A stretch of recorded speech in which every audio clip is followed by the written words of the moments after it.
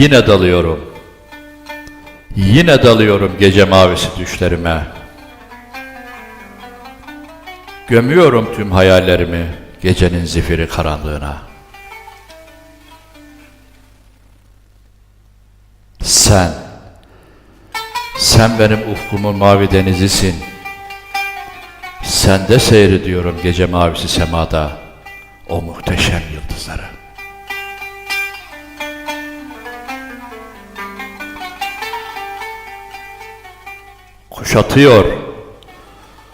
Kuşatıyor beni o güzel hayalin.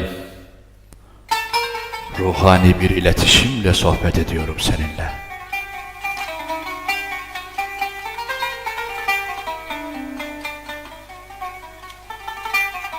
Bu kadar mı ağır? Bu kadar mı ağır bu aşkın manevi yükü?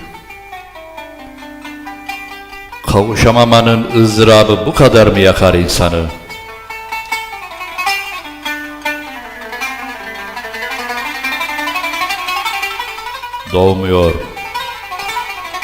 Doğmuyor sensiz gecelerimin sabahı.